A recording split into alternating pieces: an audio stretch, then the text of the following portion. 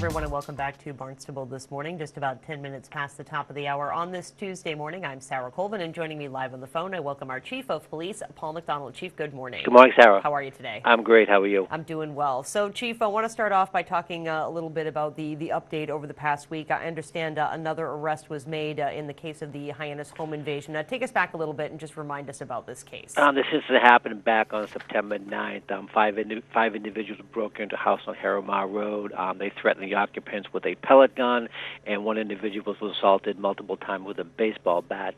That night, during the night of the incident, 4 individuals were arrested that night.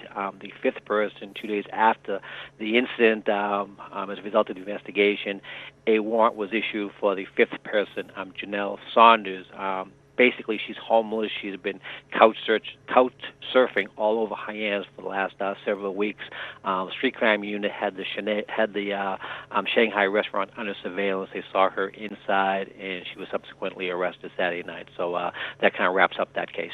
Good. We always like to hear those wrapping up. And Chief, kind of an interesting shoplifting case that took place in the overnight hours at Marshall's in the mall. Tell me a little bit about this incident. At about 5 o'clock in the morning, Saturday morning, we get called from security at Marshall's. Apparently, they've had an uptick in larcenies at the store. They did not know when it was occurring.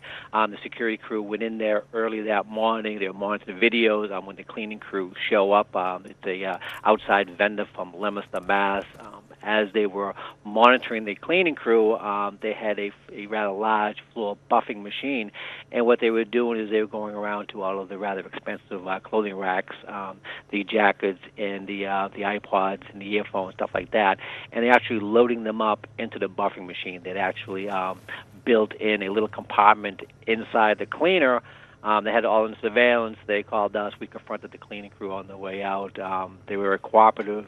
They were subsequently arrested for larceny. Over 2 individuals identified as Frankie Castro out of Leominster and Peter Sosa out of Leominster. And we are now working closely with the Leominster PD because I'm sure this isn't the first time they've done this. They have several vendors they deal with up and down the East Coast, and we're looking at each and every one of them, see if this has been ongoing for several weeks now. Indeed, and I can imagine, Chief, it would be a rather tempting scenario for crime. You know, you're in there late at night all by yourself. Ostensibly, no one's watching. However, you have to keep an eye out for those security monitors. Yeah, exactly. You know, the security monitors are only good if someone's watching them. You know, only good for the Marshall security. They noticed the uptick and they took it upon themselves. They went in there early in the morning, and they were just monitoring the entire situation. And they were very creative. The way they were doing it, they just weren't taking the clothing out and loading up the back of the van. They took some time and they actually built this compartment inside the floor buffing machine to conceal everything. So I'm sure this is not the first time they've done this.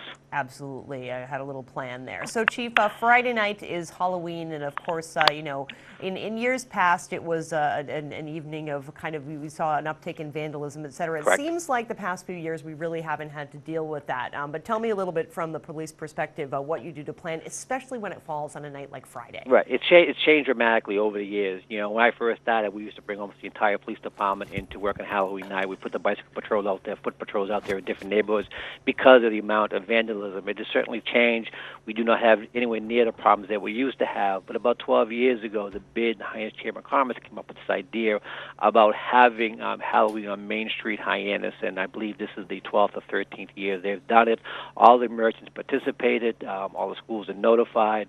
All the parents participate. And this Friday night is between the hours of 4 and 6. There'll be a heavy police presence down there monitoring traffic, make sure everyone has a safe night down there. It's a great event for the kids, and it's like the Hyannis car show, the Father's Day car show. It keeps growing every single year. It really does, Chief, and I have been on Main Street a couple of times for that trick or treat, and it is just mobbed, and the kids all look great, and the parents are having fun, and it's a really good option for kids who may not have a safe neighborhood or a neighborhood at all to trick or treat in. Right, exactly. And what we do, we have the Hyannis Station right there at the corner of Main Street High School Road. We have 8 volunteers coming in there, and I think last year we had over 1,500 kids come into just that one location. So it really is a lot of people show up.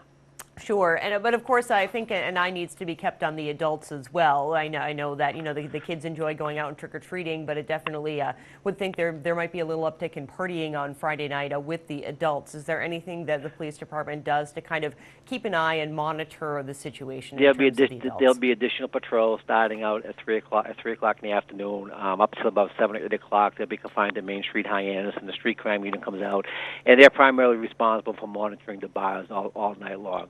And again, but the problems that we face now is nothing like it used to be. Absolutely. And in terms of the traditional trick-or-treat, are there specific hours for that? Is there anything that people need to know, whether they're the ones taking their kids around or whether they're at home answering the door? Are there any guidelines people need to follow? Well, we would always recommend go out with a buddy system. A parent should be with the kids. If you're unsure, somebody knocks on the door, you're not sure who it is, by all means, don't answer the door.